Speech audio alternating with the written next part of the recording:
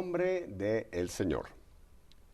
Yo sé que ya lo reconocieron porque ya tuve la dicha hace un par de años de tenerlo como invitado de Nuestra Fe en vivo, pero ahora lo tenemos aquí en los estudios, en vivo, aquí en Birmingham, Alabama, a Monseñor Felipe Esteves, obispo auxiliar de la Arquidiócesis de Miami, que nos ha concedido un tiempecito de su apretada agenda para compartir con nosotros en este día. Así que, Monseñor, mil gracias, porque yo sé que ustedes tienen agendas muy programadas, pero usted nos ha dado esta bendición de venir aquí con nosotros este lunes a Nuestra Fe en Vivo. Con mucho gusto, Pepe. Bueno, pues para empezar, como tenemos que empezar, Monseñor, ¿por qué no nos ponemos en las manos del Señor? Sí. ¿Nos quiere usted llevar en ese...? Con mucho gusto. Recordémonos la enseñanza de Jesús. Ustedes son la sal de la tierra, ustedes son la luz del mundo. Una ciudad se pone por arriba de la montaña para que se vea y aclare. Ven, Señor, envía tu Espíritu para que nosotros encontremos en nuestro testimonio de luz y de sal, para que no vivamos para nosotros, sino vivamos para el bien común. Y esto lo pedimos en el nombre de Cristo nuestro Señor. Amén. Monseñor, ya puso usted el dedo en la llaga. ¿Oyeron bien? ¿Oyeron bien? Ustedes, yo, cada uno de nosotros, estamos llamados a ser luz. Y lo dice claramente el Evangelio. Una luz no se pone abajo de la cama o abajo del celemín, tiene que estar en alto para que alumbre. Y es por eso que el tema de este día es tan importante. Hoy vamos a hablar con Monseñor Esteves de la doctrina social de la Iglesia. No habla en chino. ¿Les estoy hablando en serio? ¿Usted sabe lo que es la doctrina social de la Iglesia? Bueno, no me respondan porque yo sé cuál sería la respuesta de muchos de ustedes. No tenemos ni idea. Precisamente porque es uno de los secretos mejor guardados, Monseñor, algo tan importante para la vida de la Iglesia y de la humanidad, hoy vamos a hablar de la doctrina social de la Iglesia. ¿Tiene papel y lápiz? Vaya rápido porque va usted a tener que apuntar varios puntos que le van a hacer pensar mucho y después ponerlos en práctica. Monseñor, doctrina social de la Iglesia, ¿cómo definiría usted este tema tan vital en este momento siglo XXI? Bueno, la doctrina social de la Iglesia es el aporte del Evangelio a los temas actuales, a los temas públicos de la cultura, de la sociedad, de la información, de la informática, de la política, de la economía. Y la Iglesia tiene un aporte a esta situación de nuestras sociedades, de la cual la felicidad de tantos depende. Y a lo largo de las décadas del siglo pasado, se fue desarrollando un cuerpo doctrinal, una serie de enseñanzas, que ya el Papa Pío XI, como en 1931, en 40º año, le llama la doctrina social de la Iglesia. Es decir, que esto no es un invento de alguien, esto la misma Iglesia le ha llamado su doctrina social. Pero este pensamiento arranca, incluso usted lo mencionó 40 años antes con el Papa León XIII, el grandísimo León XIII, con una encíclica importantísima en aquel momento y todavía para nosotros, la Rerum Novarum. Sí, los estudiosos ubican pudiéramos decir, las enseñanzas, este cuerpo de enseñanzas, a partir de ese momento, de la Rerum Novarum de León XIII. Que viene en defensa de los obreros. En la época, en ese momento, el tema de ese momento era la industrialización, sobre todo en Inglaterra, donde empezaba. Y había una verdadera explotación de los obreros, aún niños que trabajaban, no importándoles la edad, etcétera. Y el peligro también del comunismo, que se aprovechaba de esa situación, de ese vacío, como para ganar adeptos. Y esa encíclica de León XIII fue como el inicio de este gran cuerpo doctrinal que es la doctrina social de la Iglesia.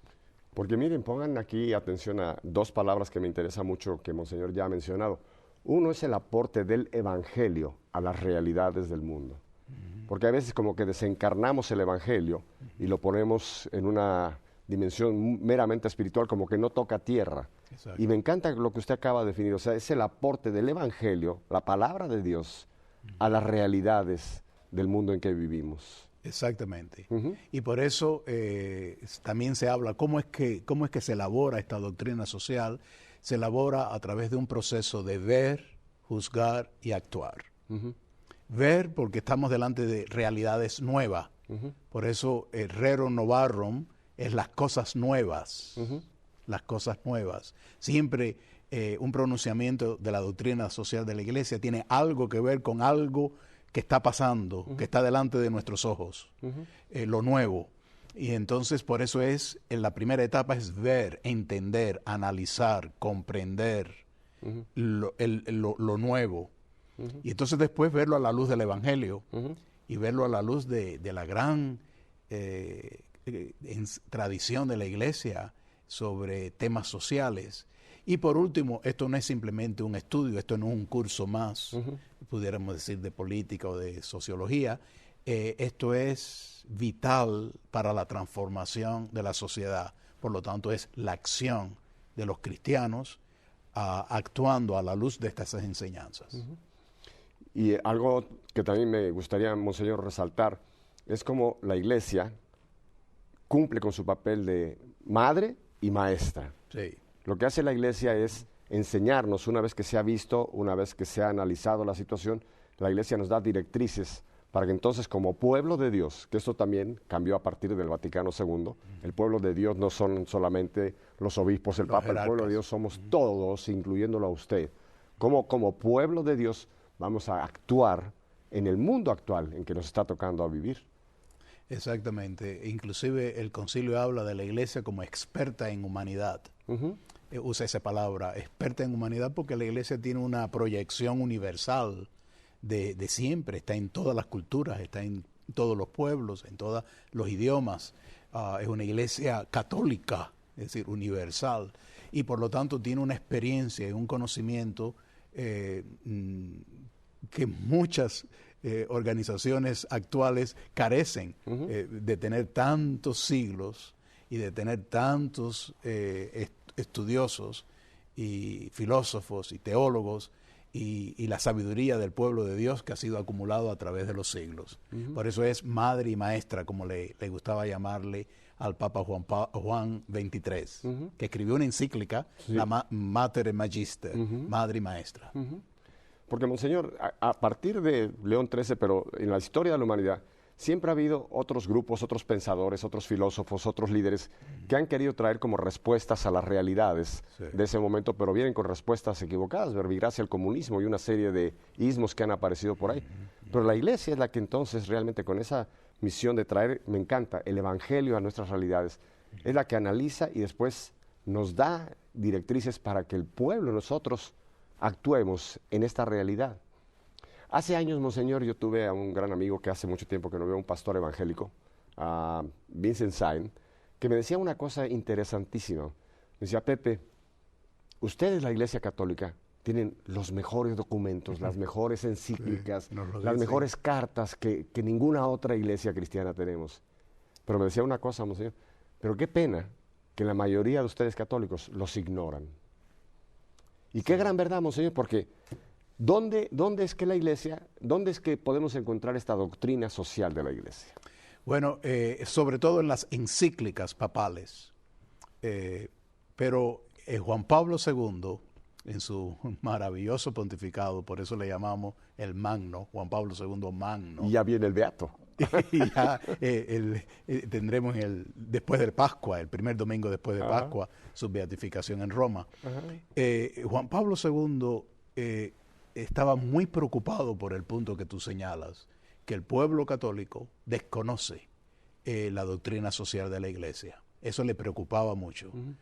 Sobre todo en términos de la promoción del laicado en la Iglesia, que es uno de los grandes frutos del Concilio Vaticano II, esa emergencia del laicado en la Iglesia. Y Juan Pablo II le preocupaba que la doctrina social de la Iglesia estaba como dispersa a través de tantas enseñanzas, a través de los mensajes de radio de Pío XII, a través de las encíclicas, a través de los siglos, y quería que todo estuviera en un volumen, en un libro. Y por eso, trabajando con el decano de la Comisión Justicia y Paz, que en ese tiempo un gran obispo vietnamita que murió en olor de santidad, Van Thuan, que era el encargado de Justicia y Paz de la Iglesia Católica, le rogó que pusiera el cúmulo o la síntesis de la doctrina social de la Iglesia en un solo volumen. Y por eso es que tenemos el compendio de la Iglesia Católica, que para compartir una anécdota contigo, Pepe, para mí, al lado del catecismo de la Iglesia Católica, yo tengo el compendio de la Iglesia Católica. Me parece que tan importante es uno como el otro. Para su regocijo y felicidad, aquí lo tengo. No está hablando de una utopía. Existe este libro y se consigue en las librerías católicas. Y se llama exactamente así, Compendio de la Doctrina Social de la Iglesia. Y no crean que es una recopilación de encíclicas y mensajes que se dieron, sino es el análisis de lo que estas encíclicas, a partir de León XIII, nos han venido enseñando con temas muy diversos. Aquí está, así que no me digan yo no sé, porque a partir de hoy usted sí sabe que existe el Compendio de la Doctrina Social de la Iglesia.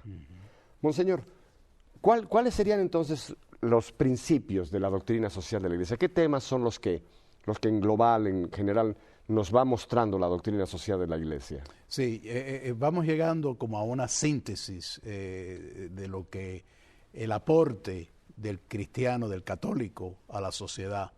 Y lo primero y lo más importante es la dignidad, el principio de la dignidad de la persona humana.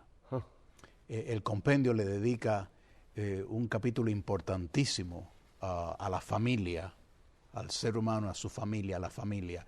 E inclusive dice, la sociedad está al servicio de la familia, cosa que en nuestros enfoques políticos rara vez vemos de nuestros políticos, que la sociedad, los partidos deben de estar al servicio de la familia.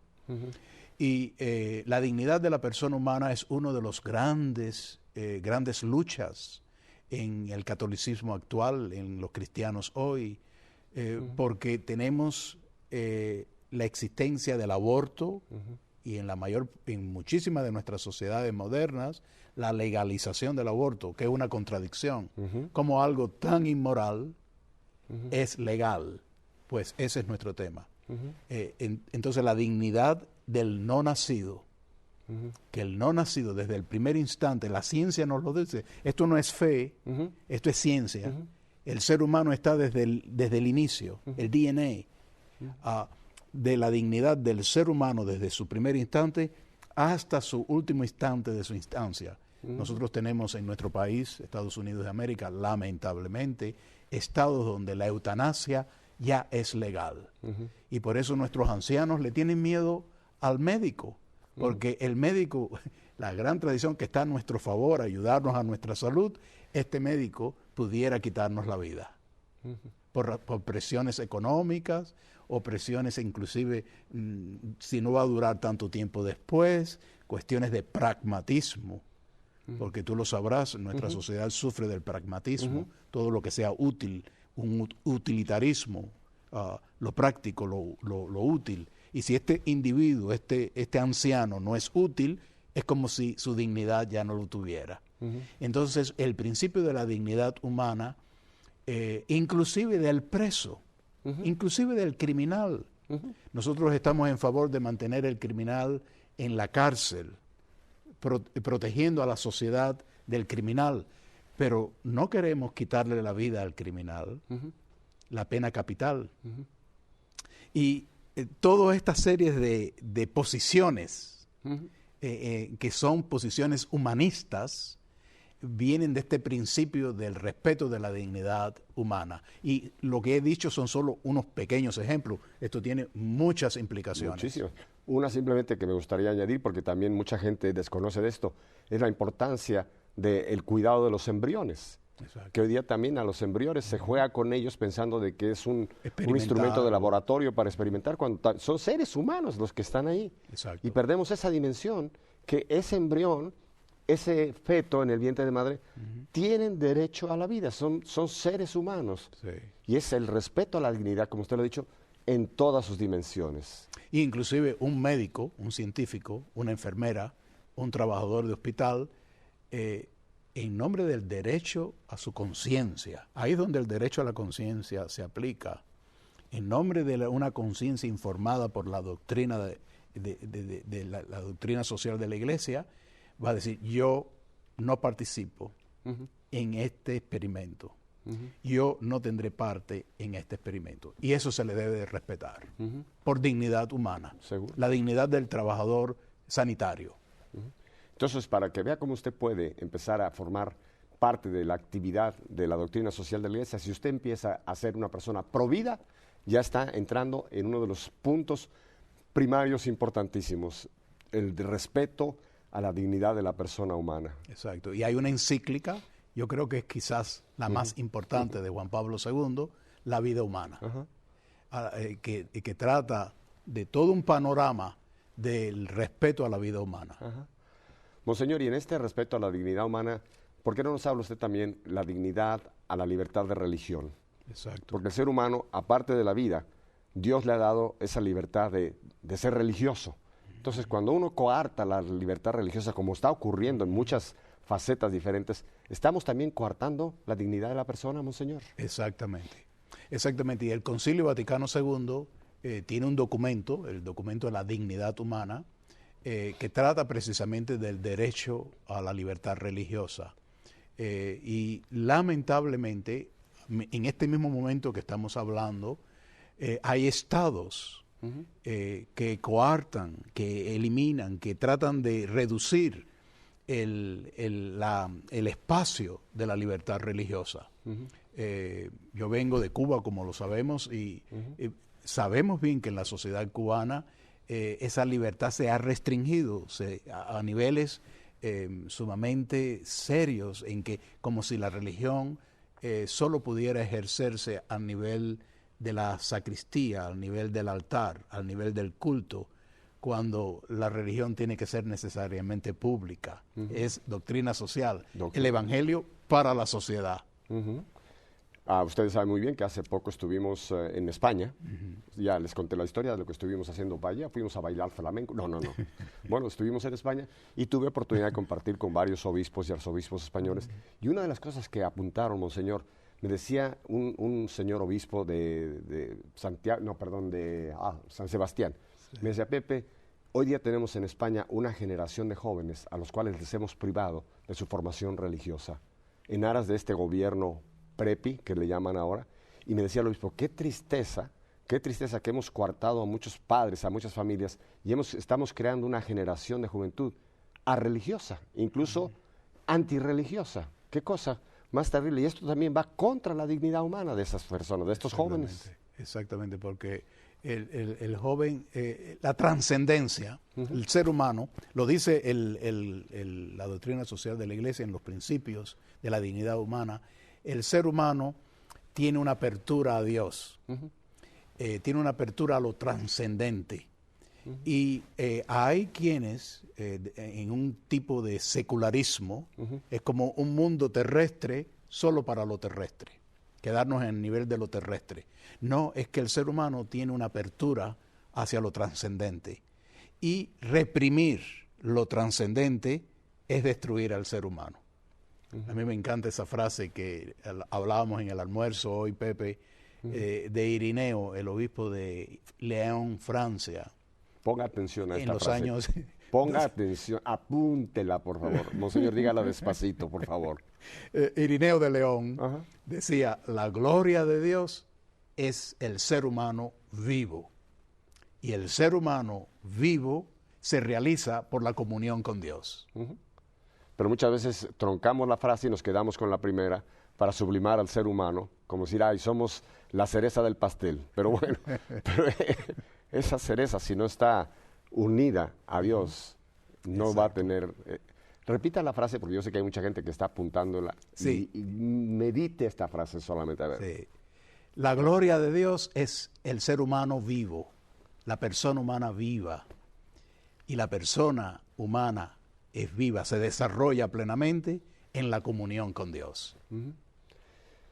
Monseñor, continuando con esta proyección de la doctrina social de la Iglesia, bajándola a nuestro nivel de cada día, algo que también está sucediendo, usted lo sabe perfectamente bien, estamos viviendo en un mundo cada vez más egoísta, donde cada quien quiere lo suyo y donde hemos perdido el sentido del bien común.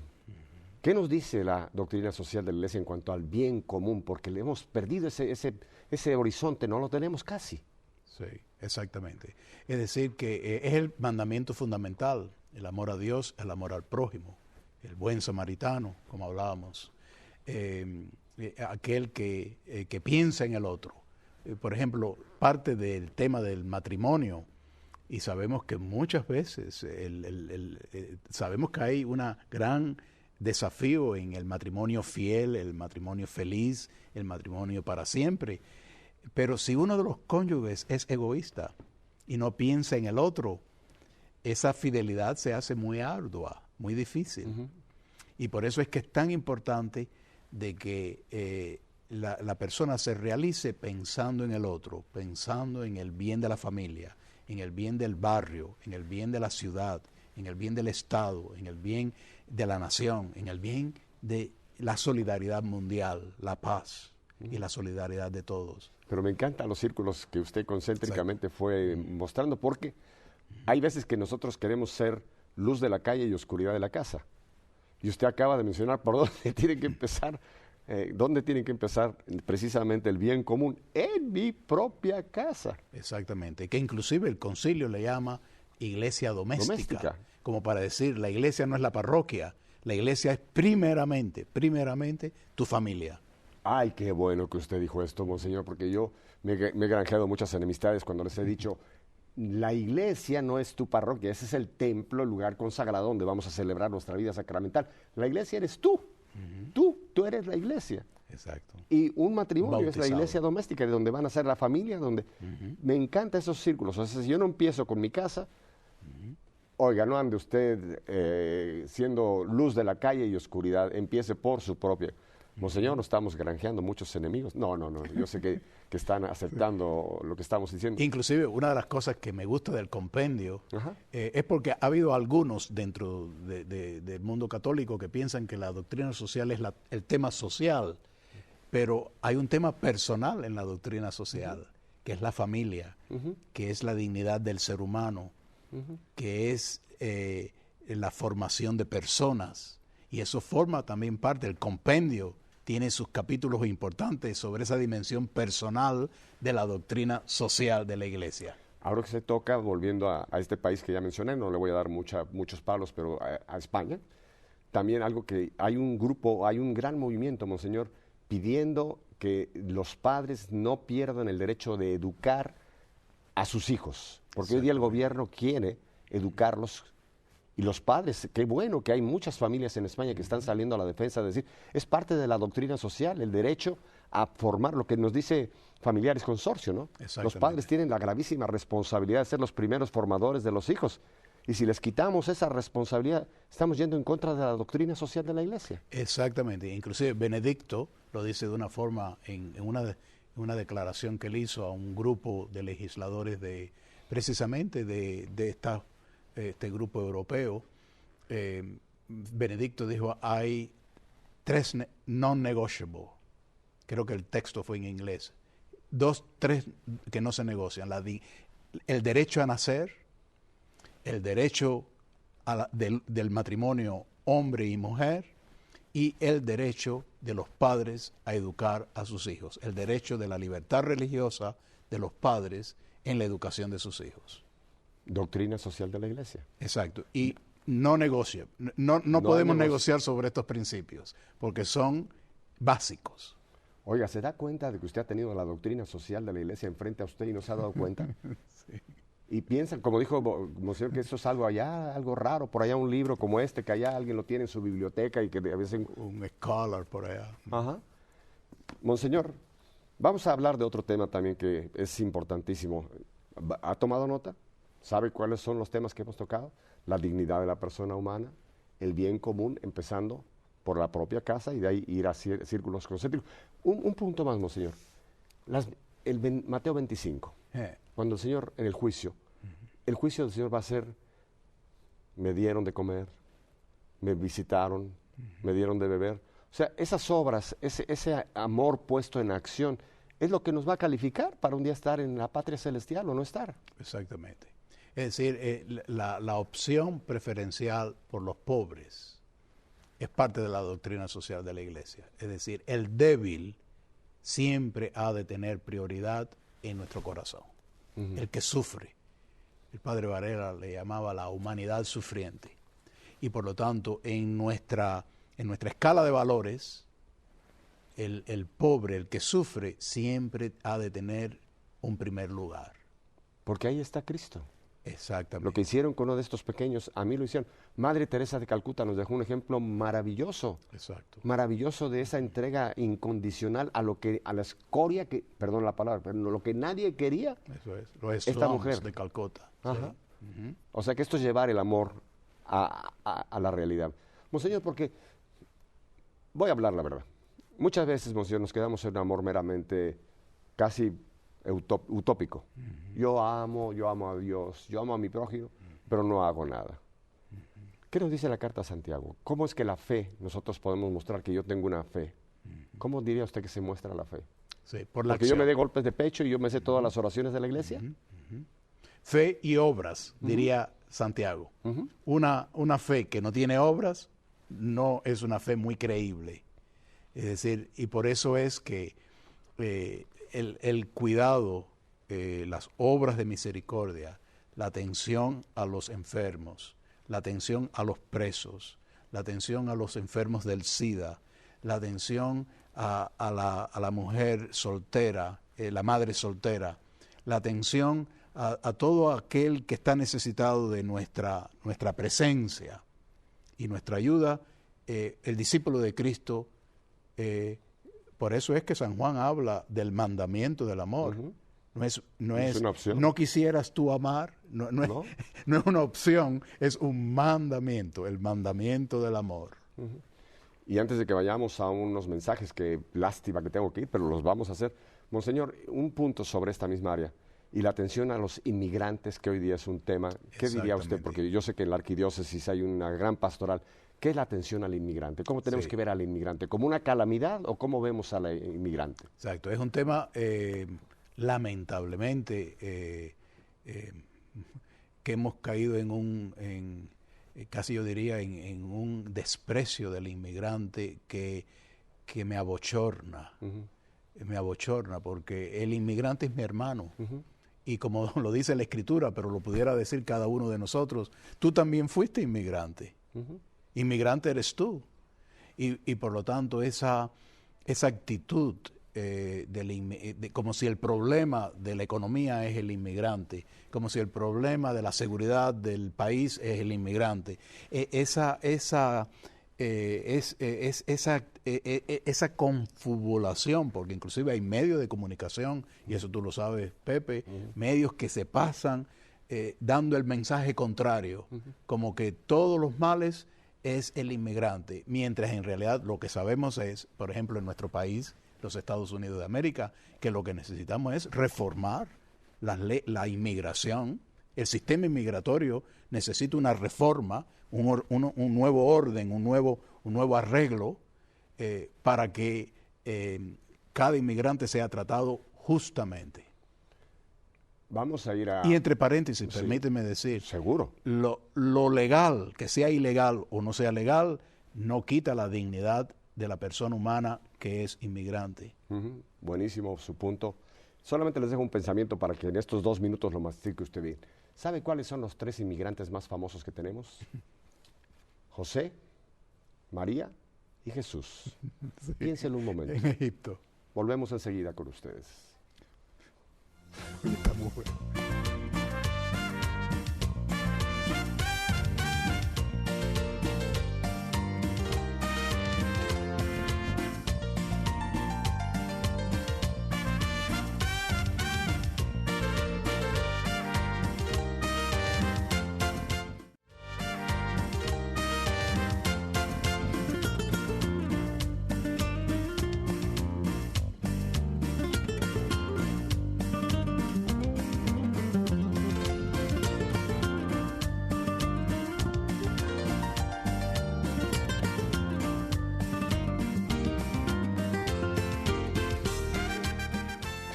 ¿Les gustó la musiquita? Parece quebradita, ¿verdad? Yo estuve por ahí oyendo un poquito, suena como la quebradita mexicana. Claro, mexicano, tienes que sacar tus mexicanadas. Monseñor, una cosa que usted mencionó en este breve descanso que sería interesante. Usted es un ejemplo de inmigrante. Usted es realmente, cuéntenos brevemente esa inmigración suya, ¿qué pasó con su salida? ¿Cómo salieron su familia y usted de Cuba? Yo fui enviado, tenía 15 años y vine como en un programa organizado que se llamaba Pedro Pan, donde más de 14,000 jóvenes y niños salimos en este programa. Y después, un año después, tuve la gracia de la reunificación familiar, porque para un inmigrante la reunificación familiar es muy importante. Y yo fui agraciado en un año tener ya a toda mi familia conmigo. Antes que cambiemos de tema, yo quisiera solamente recalcar algo que me parece muy importante. Tenga cuidado con los medios de desinformación social. No me equivoque. Los medios de desinformación social. Monseñor apuntó algo. Muchas veces están usando ese tema del inmigrante para justificar errores de gobierno. Y le echan la culpa a quien no tiene la culpa, a quien viene a trabajar, viene a sudar por el pan. Cuidado. Ahora, dijo una cosa muy importante. Es cierto, hay ilegalidad en su estancia, pero no mezclemos la gimnasia con la magnesia. Son dos cosas diferentes. Y tenemos que respetar la dignidad de estas personas que han dejado sus países, por las razones que sean, políticas, económicas, etcétera, religiosas. Tenemos que abrirles los brazos. Monseñor, hay una palabra también que es otra de las proyecciones de la doctrina social de la Iglesia, la subsidiariedad. Me salió de una sola vez. ¿Qué es la subsidiariedad? Bueno, la subsidiariedad es un principio muy importante de organización. En el fondo es evitar el paternalismo. Es decir, cada nivel de la organización social tiene su misión y tiene sus responsabilidades. Y el nivel de arriba no debe de quitar el nivel de abajo. Y lamentablemente, porque estoy hablándole también a una audiencia latinoamericana, estamos viendo en algunos países de América Latina un paternalismo del Estado que trata de ahogar la sociedad civil. Y cuando el principio de subsidiariedad no se respeta, la sociedad civil se ve ahogada. O sea los cuerpos intermediarios. Exacto, el paternalismo que puede sonar como algo muy bonito, muy romántico. Ahora el gobierno nos va a dar todo, nos va a proveer de todo. A la larga esto es un absoluto fracaso, como lo hemos visto en varias de las sociedades que han adoptado este sistema paternalista, por llamarlo de una manera. Exacto, en que no hay organismos intermediarios entre el sujeto y el Estado. Es como una absorción del Estado que elimina las sociedades intermedias o los organismos intermedios o la economía de pequeño nivel o de un nivel moderado. Yo sé que nos están viendo políticos, nos está viendo gente que están en puestos de gobierno en diversos niveles. El papel del Estado en cualquiera de sus niveles, Monseñor, entonces no es de controlar, gobernar, paternalizar, es servir entonces a la sociedad. A mí me encanta la frase del compendium que dice la misión de los políticos es apoyar a la sociedad civil. Es decir, el gobierno está para fomentar el principio de subsidiariedad, es decir, fomentar la escuela, el barrio, fomentar los negocios de personas que tienen negocios, porque los negocios crean empleo. El Estado no debe ser el único factor de empleo, deben de ser la promoción de la productividad. Y mientras más productividad hay, mayor hay bienestar para la sociedad. La microempresa es un signo, la microempresa que hablamos hoy en día, es un signo de vivir el principio de subsidiariedad.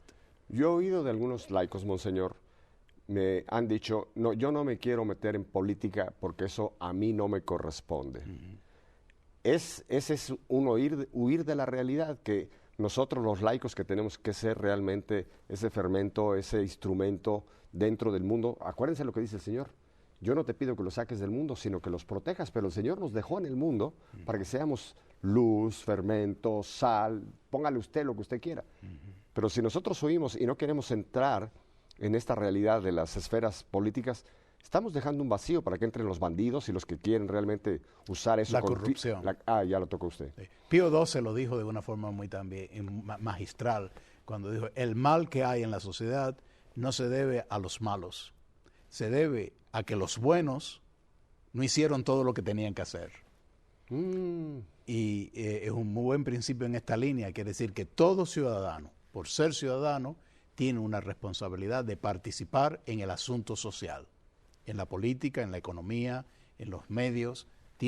Algunos tienen la vocación de ser políticos. Puede ser que uno no tenga esa vocación, no tenga esas habilidades de ser político, pero como ciudadano tiene que tener una responsabilidad política.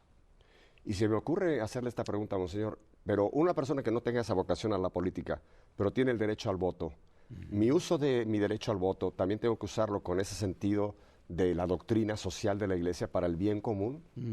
Exactamente, y por eso es que hay que conocer los candidatos que se presentan, y esto es laborioso.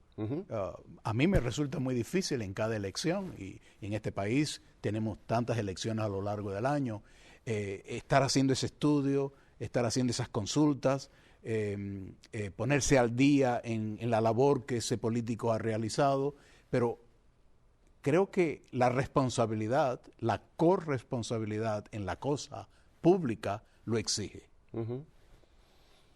Ay, monseñor, usted está diciendo frases hoy que están levantando roncha.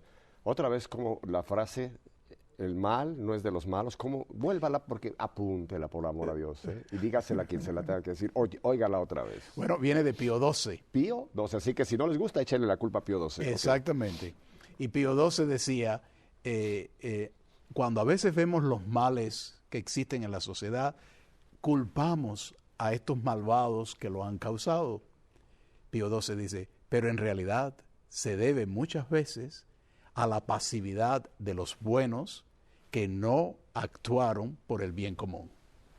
Bueno, ahí tiene usted otra área para hacer su examen de conciencia y después irse a confesar. Si usted se encuentra que se metió en esa olla de grillos, usted de los que... Bueno, seguimos adelante. La pasividad, no a la pasividad. Sí, porque, monseñor, hay pecados de acción, pero hay pecados de omisión. Exactamente. Y la Santa Misa, al inicio, fíjate que lo dice, por nuestros pecados y nuestras omisiones. Y es un punto a considerar. Muy serio. Muy serio, porque la omisión va en la línea del pensamiento de Pío XII. Todo el bien que debo de hacer, que no hago. Y al no hacer el bien que yo debo de hacer, estoy causando un mal en la sociedad, en la familia. Dios mío, no se arrepienta de haber puesto YWTN, está oyendo usted cosas muy importantes, muy importantes. Aquí estamos hablándole down to earth, como dirían, bajo tierra. Monseñor, hay una palabra más que creo que también va a ser importantísima, solidaridad. ¿Cómo describe usted el proyecto de la doctrina social en cuanto a solidaridad? Sí, el Papa Juan Pablo II le dio mucha importancia al tema de la solidaridad. Inclusive, yo creo, Pío XII, por ejemplo, decía, la paz es el fruto de la justicia. Y Juan Pablo II da un paso más adelante, él dice, la paz es el fruto de la solidaridad. Y la solidaridad significa de que a mí me importa el bien que no está delante de mí, pero que está más allá de mí. Me importa ese bien. Me importa lo que le pasa a mis hermanos que están en África. Me importa lo que me pasa a los hermanos que están en Haití. Me importa lo que le pasaba al accidente en Chile de los mineros. Es decir, nosotros necesitamos educar a nuestros niños a un gran sentido de solidaridad, porque a veces la televisión nos enteramos a modo informativo de estos temas, pero nos quedamos pasivos, porque tenemos una cerveza al lado o un jugo al otro lado, y estamos viendo un mal que la televisión nos informa, pero nos quedamos no más solidarios. Y entonces es muy importante una mayor, la doctrina social nos exige tener una capacidad de compasión mayor, no solamente a escala nacional, a lo que está de inmediato, pero sino también el vasto mundo que nos rodea. Incluso me atrevo a pensar, monseñor, de algo que estamos viviendo en este momento. Usted lo sabe perfectamente bien, lo que está pasando en Egipto, ¿no? Sí. Que esta gente, después de 30 años de una dictadura, hablemoslo claro, están pidiendo un cambio, quieren un cambio. Y aunque la mayoría, hay cristianos, hay muchos cristianos, que ayer veía yo, muchos están con su cruz orando, pidiéndole a Dios que haya una respuesta. Pero aún los que no sean de la fe cristiana, son seres humanos. O sea, usted ha dicho un principio que me toca mucho. Yo tengo que ser solidario no solamente con quien tiene mi misma fe, mi misma religión, con cualquier ser humano que es hermano mío en Cristo. Por necesidad mía. Ajá. Es decir, que el cristiano tiene la necesidad de dar, no porque el otro sea católico o porque sea cristiano, sino porque es mi hermano. Ajá. Mi fe me exige esa solidaridad. Bueno, usted mencionó al principio una parábola que creo que es importantísima, que es el buen samaritano. Exacto. ¿Quién fue el hombre que se ocupó del que estaba golpeado? ¿Quién Fue- es mi prójimo? ¿Quién es mi prójimo? Pero fíjense qué interesante que el Señor utilizó a un personaje que para los judíos era completamente, era paria, samaritano. un samaritano, no se llevaban, los aborrecían. Y sin embargo el Señor toma a este personaje para mostrar a alguien que se hizo solidario con alguien que no era ni de su religión, ni de su pueblo, no había nada en común. Y sin embargo, ese fue el que hizo el bien. Y también la parábola, Pepe, hay un amor extremo en ese cuidado, porque fíjate que no solamente lo cuida, sino regresa para llevarlo como a un lugar donde él pudiera descansar y pasar la noche. Al mesón, la hostería. Al sí. mesón, y no solamente le sana la herida con el aceite, sino también le da dinero para que pueda al día siguiente echar para adelante.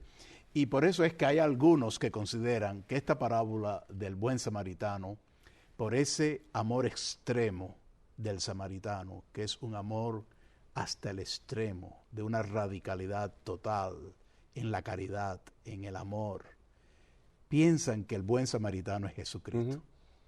Que realmente San Lucas está hablando de Jesús.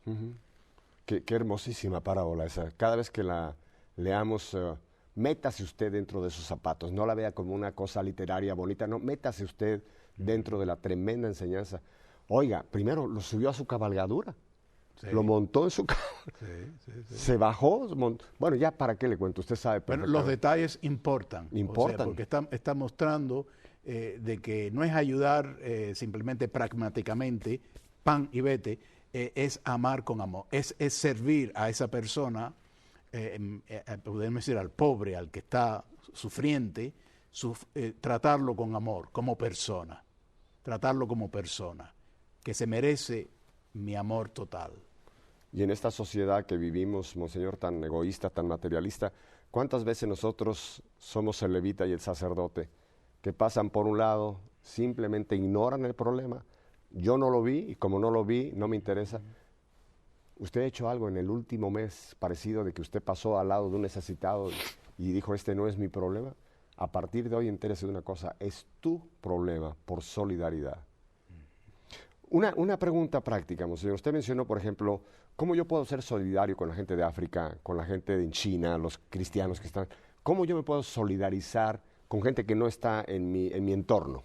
Sí. Bueno, yo creo que nosotros necesitamos estar más en conexión con la actividad misionera de la Iglesia, los misioneros.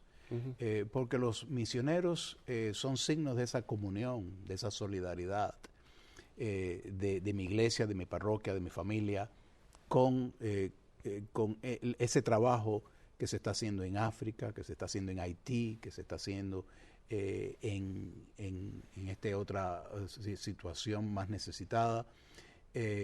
Y yo creo que el que tiene ojos, el que tiene compasión y el que está alerta va a responder a esas invitaciones que vienen de las misiones, del que pasa por nuestra diócesis, por nuestra parroquia y nos cuenta de su situación, etcétera. Yo le voy a hacer una pregunta, una papa caliente, y es algo que tenemos aquí en América, que es ese queridísimo país de donde usted procede, Cuba. ¿Cómo podemos nosotros, Iglesia Latinoamericana, ser solidarios con Cuba? Bueno, yo creo que la pregunta es muy real. Una forma es la de sentirnos, no, estoy hablando especialmente como católico, es de sentirme unido a la Iglesia Católica que peregrina en Cuba. Es como conocer mejor la realidad de la Iglesia en Cuba y de saberla apoyar y de saber compartir con ella y de no dejarla aislada porque es parte de nosotros, es una espiritualidad de la comunión. Ellos son parte nuestra y nosotros somos partes de ellos. Y porque somos familia, una familia mantiene relaciones y busca la relación, y busca el contacto, y busca la información. Yo voy a ampliar este punto, Monseñor. No demos oído a lo que los medios de comunicación nos malinforman. Hay muchísima mala desinformación respecto a la realidad de la Iglesia en Cuba. Por favor, no se vaya con lo que los medios de comunicación. Use usted un poquito más su cerebro, averigüe un poco y usted se va a dar cuenta de la realidad de lo que es la Iglesia después de tantos años de vivir bajo un régimen totalitario, lo que es la Iglesia en Cuba. Yo les pido mucho amor hacia la Iglesia de Cuba. No permita que por sus oídos entre ninguna de esa desinformación que desgraciadamente desvirtúan la realidad. Sí, y doy las gracias a EWTN porque ustedes lo han hecho. Radio Católica Mundial hace un gran servicio a la Iglesia en Cuba, me lo dicen los obispos. Y también aquí en este mismo programa tú has traído miembros de la Iglesia en Cuba y les has informado al mundo entero a través de este canal.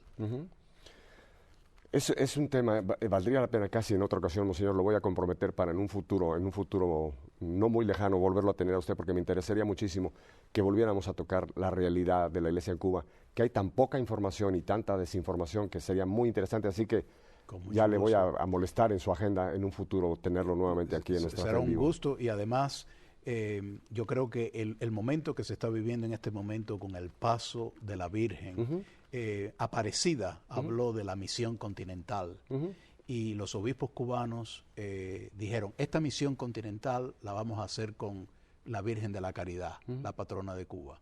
Y lo que ha sido maravilloso, hasta los ha dejado atónitos, es que este paso de la Virgen que está ocurriendo en este mismo momento en Camagüey, mientras hablamos en la arquidiócesis de Camagüey, este paso de la Virgen de pueblo por pueblo está convocando a la ciudadanía a acercarse a Jesucristo. Es esta Virgen que está aquí a tu lado, acercarse a la Virgen y unirse en la oración y unirse como pueblo, como sociedad civil también. El tiempo se nos está yendo, pero ya a pasos agigantados, Monseñor. Para poner todo esto ya en concreto, a toda esta gente que nos está hoy viendo y escuchando por televisión, por Radio Católica, por internet, ¿cuál sería usted ya ponerlo, qué podemos hacer para conocer y poner en práctica la doctrina social?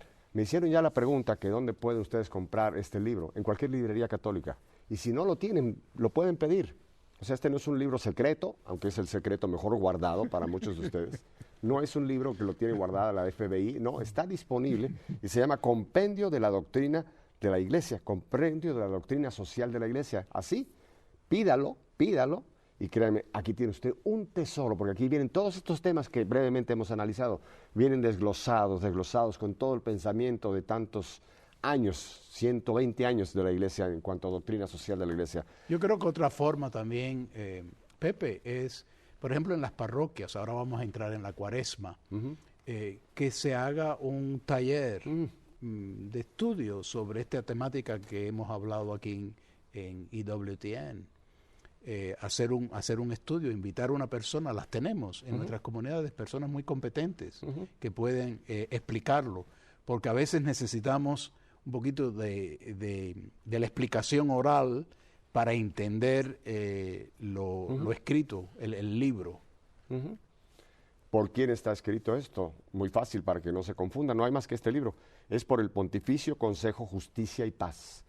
Pontificio A petición de Juan Pablo II. A petición de Juan Pablo II, nuestro próximo beato. Oiga, yo lo envidio, usted va a estar allá el día 1 de mayo. Eso va a ser, ay, monseñor. Eso La plaza de San Pedro no habrá espacio, la inmensidad. Bueno, de una vez se lo adelanto, EWTN vamos a estar haciendo acto de presencia. Vamos a tener a Alejandro Bermúdez allá en vivo con nuestro productor Enrique Duplat. Aquí estará un servidor de ustedes. Le vamos a transmitir completamente toda esa beatificación en vivo y a todo color. Así que Club de los Lechuzos, empiecen a guardar sueño porque vamos a darnos un gran madrugón el 1 de mayo. Monseñor, entonces, ¿cuál sería pues su mensaje final en un par de minutitos? Bueno, ¿por qué no hacemos que el mensaje final sea el de Irineo de León? La gloria de Dios es nuestros pueblos unidos, nuestros pueblos viviendo y caminando en la justicia y en la paz, nuestros pueblos caminando en la verdad y en el amor.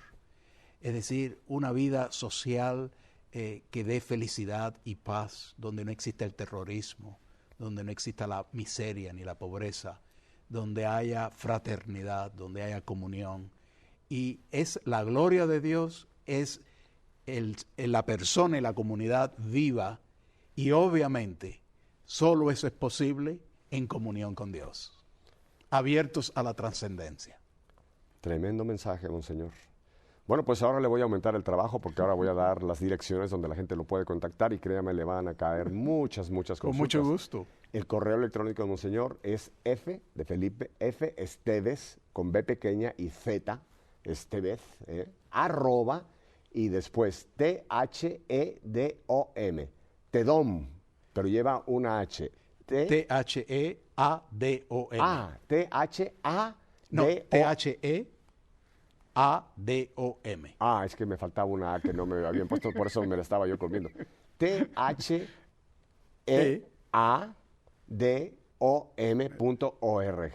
Y la página web, espero que la tengamos bien, es, tenía yo la página electrónica, ahora me la van a corregir, la vamos a dar enseguida. Sí. Así que pueden ustedes contactar a Monseñor si tienen alguna pregunta, algún comentario. Verdad que es interesantísimo este tema. Y miren, aquí hay tela para cortar para rato. La página web donde ustedes pueden también visitar es Miami Arch de la Arquidiócesis, miamiarch.org. ¿Estoy bien? Sí, estás bien. Monseñor, de verdad le agradezco infinito. De una vez les adelanto, en un futuro vamos a tener otro programa con Monseñor Esteves que no se los voy a decir, como las telenovelas, para que se queden picados. Así que en un futuro vamos a tener otro programa con Monseñor Esteves. Pero por lo pronto, antes de irnos, Monseñor, quisiera usted darnos su bendición. Con mucho gusto. Y a todos los televidentes que están unidos a nosotros en este programa en vivo, que el Señor les bendiga abundantemente, les libre del mal, los proteja del mal y que puedan ser testigos, discípulos y misioneros de Cristo, que es el camino, la verdad y la vida. Y les bendice en el nombre del Padre y del Hijo y del Espíritu Santo. Amén. Amén. Bueno, la próxima semana, Monseñor, ¿saben a quién voy a tener de invitada aquí? A mi esposa Viri. ¿Qué les parece? Ustedes pensaban que era yo viudo, que era sacerdote, que era yo... No, soy casado, felizmente casado, con 3 hijos y nietos. Así que Viri va a estar con nosotros aquí compartiendo. Vamos a hablar sobre lo que es realmente el matrimonio y la familia. Y vamos a hablar de nuestra propia experiencia. Así que ya lo saben, muchachas solteras, siento desilusionarlos, pero soy casado.